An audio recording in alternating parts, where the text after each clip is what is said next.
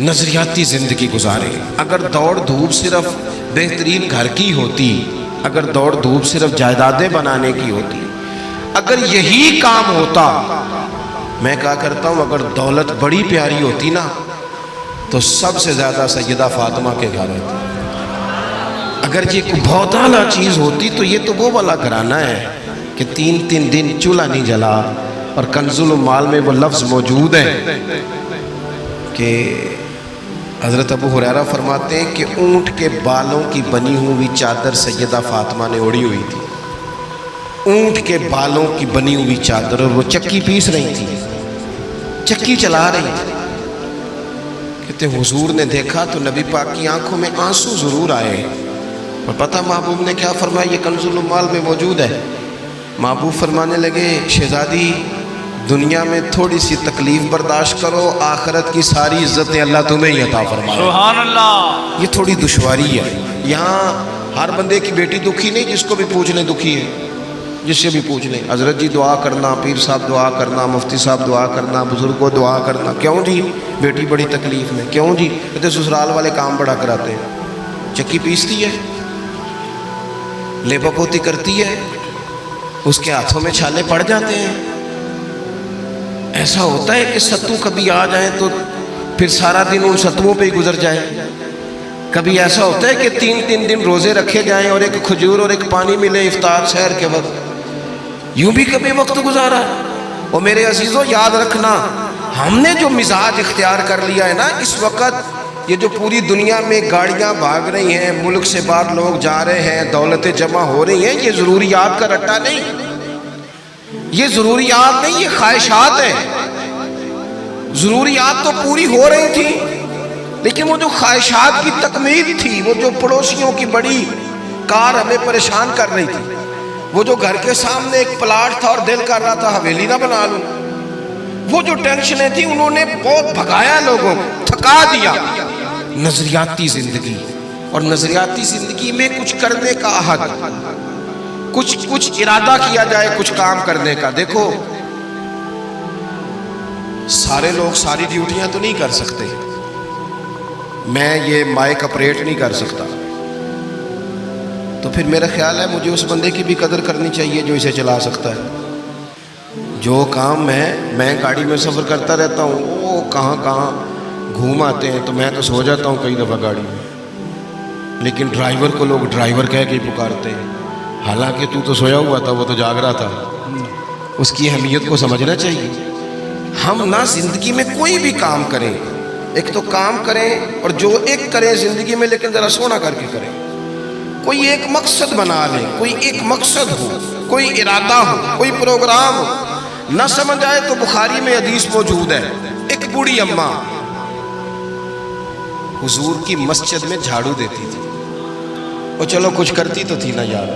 اور دیکھو سعادت، جھاڑو وہاں دیتی ہے جہاں 70,000 فرشتے سویرے آتے ہیں، 70 شام آتے ہیں. سبحان اللہ. سبحان اللہ. حضور کی مسجد شریف میں جھاڑو دیتی ہے خاتون. ہمارے ہاں تو خیر امام خطیب کی بھی کوئی قدر نہیں ہوتی، کوئی نہیں ہوتی. امام کبھی کو مشورہ دے لے تو کہتے ہیں اسلام زیادہ دیتا ہے، مولوی نما لے آؤ، مشورے زیادہ دیتا ہے، اس کو چینج کرو.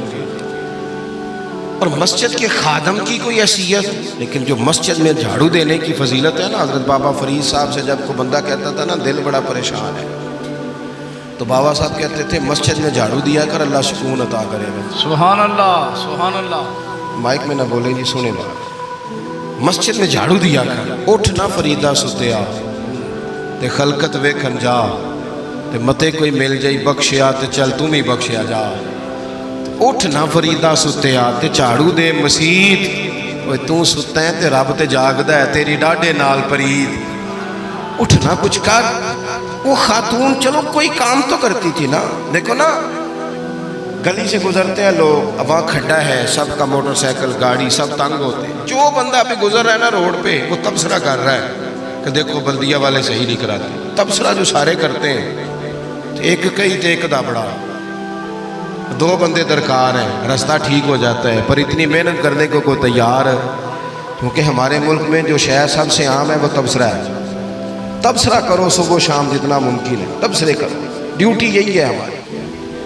وہ خاتون مسجد شریف میں جھاڑو دیتی تھی، کوئی زندگی کا مقصد تو بنایا، کوئی نظریہ تو ہے۔ صحابہ نماز پڑھ کے چلے جاتے، خاتون جھاڑو لیتی، حضور کی مسجد شریف میں جھاڑو دیتی، بیمار ہو گئی، قربان جائے، حضور تیمارداری کے لیے تشریف لے گئے، رات کو انتقال ہو گیا، ٹھنڈ کا موسم تھا، حضور کا حکم ہے جلدی تدفین کر دو، صحابہ نے تکلیف دینا مناسب نہ جانا، اس خاتون کی تدفین کر دی۔ سارا کچھ جاننے والے رسول جو فرش پہ کھڑے ہو کے عرش کی خبریں دیں، وہ تشریف لائے اور آ کر کے پوچھا خبر کیوں نہیں دی مجھے اس بوڑھی کے جنازے کی؟ کوئی کام تو کرتی تھی نا، کوئی ڈیوٹی تو تھی نا، خبر کیوں نہیں دی؟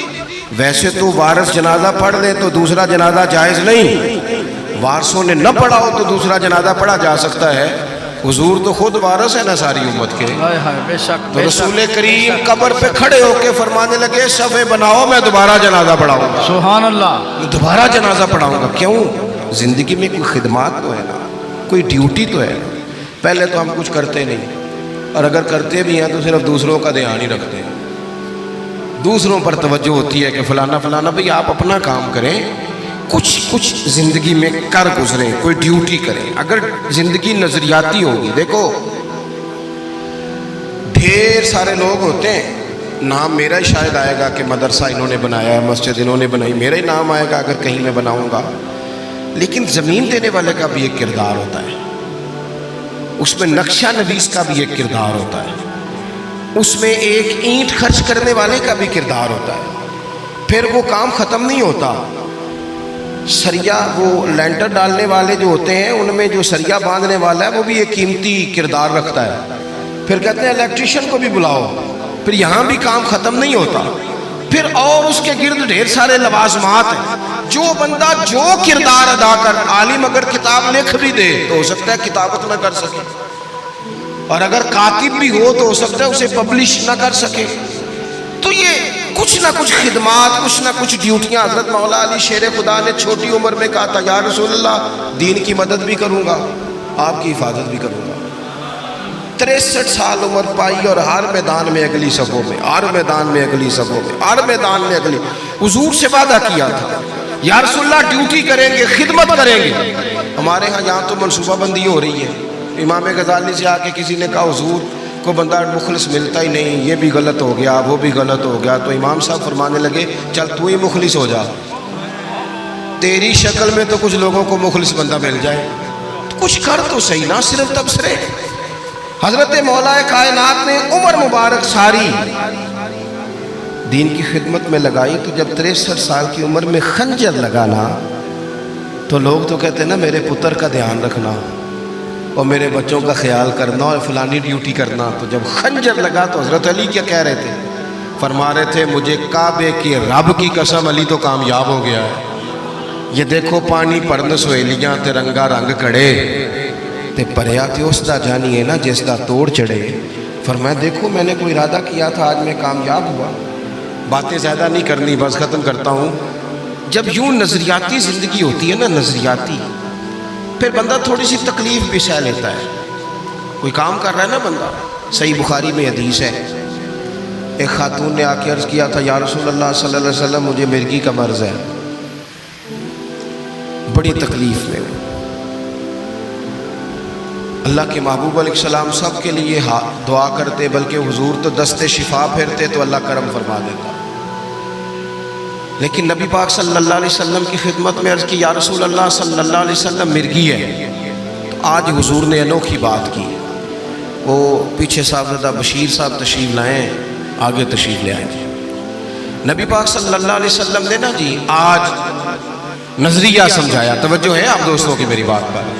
حضور فرمانے لگے اگر تو کہے تو میں دعا کرتا ہوں اللہ شفا دے دے گا،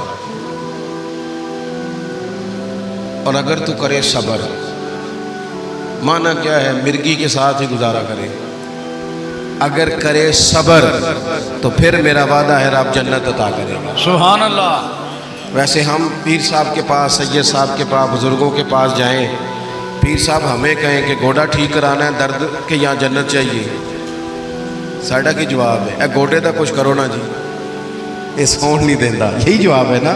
لیکن نظریاتی لوگ نظریاتی ہوتے ہیں، نبی پاک صلی اللہ علیہ وسلم نے فرمایا کہ تو بتا، اگر تو کہے تو دعا کرتا ہوں اللہ شفا دے دے گا، اور اگر صبر کرے تو پھر تیرے لیے جنت ہے۔ اس خاتون نے 1 منٹ نہیں لگایا سوچنے پہ، یہ نظریاتی لوگ ہوتے ہیں۔ عرض کی یا رسول اللہ آپ دعا کر دیں رب مجھے جنت ہی عطا کرے۔ سبحان اللہ۔ کیا مطلب کہ میں گزارا کر لوں گی مرغی کے ساتھ، صبر کر لوں، مجھے اللہ جنت دے۔ حضور نے دعا کر دی۔ خاتون عرض کرنے لگی حضور جب مرغی ہوتی ہے تو جسم سے کپڑا ہٹ جاتا ہے، حیا آتی ہے، خاتون ہوں، عورت ہوں، تکلیف محسوس کرتی ہوں۔ محبوب نے دعا کر دی۔ صحابہ کہتے ہیں جتنی بھی مرغی ہوتی تھی اس کے کپڑے نہیں جسم سے ہٹتے تھے، جتنی مرضی بھی ہو کپڑا قائم رہتا تھا۔ دیر تک وہ بوڑھی اماں زندہ رہیں۔ خواتین ایک دوسرے سے کہا کرتی تھی کسی نے جنتی دیکھنی ہے تو اس بی بی کو دیکھو، اسے دنیا میں حضور نے جنت کی بشارت دی۔ سبحان اللہ۔ نظریہ ہوتا ہے، نظریہ۔ ویسے آنا جانا، تصویریں بنانا، گھومنا پھرنا، پلاننگ کرنا چلتا رہتا ہے، لیکن جو نظریاتی لوگ ہوتے ہیں انہیں ذرا تھکاوٹ بھی تھوڑی ہوتی ہے۔ نظریے کے لیے کام کر رہے ہیں نا، وہ بھاگتے ہیں، ان کا بھاگنا انہیں تھکاتا نہیں۔ جب آپ نظریاتی ہیں تو صبح قیامت پہ نظریاتی اور غیر نظریاتی لوگوں کا نتیجہ کیا ہے؟ یوم نحشر المتقین الی الرحمن وفدا۔ اللہ فرماتے ہیں یہ جو متقی ہوں گے نا انہیں رب کی بارگاہ میں پیش کیا جائے گا قیامت میں، پر مہمان بنا کے پیش کیا جائے گا۔ ان کا میزبان رب ہوگا، چونکہ انہوں نے زندگی تقوی میں گزاری، محتاط وقت گزارا۔ وَنُسُوقُ الْمُجْرِمِينَ إِلَىٰ جَهَنَّمَ وِرْدًا۔ اور یہ جو مجرم ہیں انہوں نے جرم کیے، من پسند زندگی گزاری، فرمایا انہیں پیاسے ہانک کے دوزخ میں پھینک دیا جائے، پیاسے ہانکے جائیں گے جہنم کی طرف۔ اپنی زندگی میں کچھ ارادہ کریں۔ دیکھیں دھوپ چھاؤں آئے گی، وہ ہمارے یہاں کچھ لوگ کہتے ہیں دھوکے بڑے ہیں جی، ہنسے کیسے؟ تو میں کہا کرتا ہوں کہ اتنی تکلیفیں کسی کو نہیں آئیں جتنی حضور کو آئی ہیں۔ پر آپ فرمان پڑھیں، حضرت حارث بن عبداللہ کہتے ہیں میں نے تو مدینے والے محبوب کو جب بھی دیکھا ہے مسکراتے دیکھا ہے۔ سارے کام 7 سال چلتے ہیں لیکن اپنی زندگی میں کوئی مقصد ہونا۔ یہ جن بزرگوں کے ہم آراس میں آتے ہیں نا، انہوں نے کوئی مقصد حیات بنایا۔ یہ مت سمجھنا کہ ساری زندگی پھولوں پہ گزری، یہ عرس وغیرہ یہ سارے کام بعد میں ہوتے ہیں، بعد، ورنہ ڈھیر سارے صوفیاء ایسے ہیں جنہوں نے روڑے کھا کے وقت گزارا، بڑے ٹھیک ٹھاک روڑے کھائے، بڑی تکلیفیں برداشت کی، اور ان کی اگر آپ تاریخ پڑھیں گے تو بڑا کچھ ان کے ساتھ کیا گیا، بڑے معاملات ہوئے۔ ایسا نہیں یہ شہادت گاہ الفت میں قدم رکھنا لوگ آسان سمجھتے ہیں مسلمان ہونا، یہ بڑا مشکل کام ہے، اس سے ہو کے گزرنا پڑتا ہے۔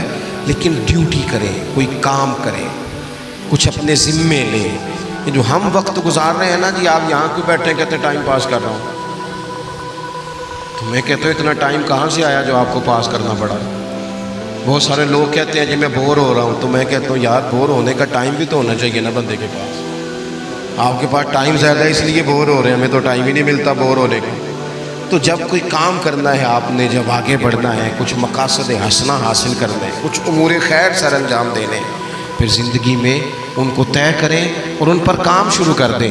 دھوپ بھی آئے گی، چھاؤں بھی آئے گی، سکھ بھی آئیں گے، دکھ بھی آئیں گے، لیکن قافلہ رواں دواں رہنا چاہیے۔ اللہ تعالیٰ اس آستانہ نور کو ہمیشہ سلامت رکھے۔ میرا ایک اور جگہ پہ وعدہ تھا، مجھے وہاں آگے بڑھنا ہے۔ یہ جو محفلیں ہوتی ہیں یہ کبھی بھی ان کو شخصیات کی محفلیں نہیں بنانا چاہیے، ساری تقریری نظریے پہ کی ہے۔ محفلیں تو حضور کے نام کی، کوئی آئے گا کوئی جائے گا، یہ تو سلسلہ چلتا رہتا ہے، اس میں کبھی بھی یہ فوکس نہ کریں۔ آپ حضرت کے لیے آئے ہیں، بزرگوں کے لیے آئے ہیں۔ میں نے جب وعدہ کیا تھا تبھی گزارش کی تھی کہ مجھے اتنے کو بجے آپ موقع دے دیں تاکہ مجھے آگے بڑھنا ہے۔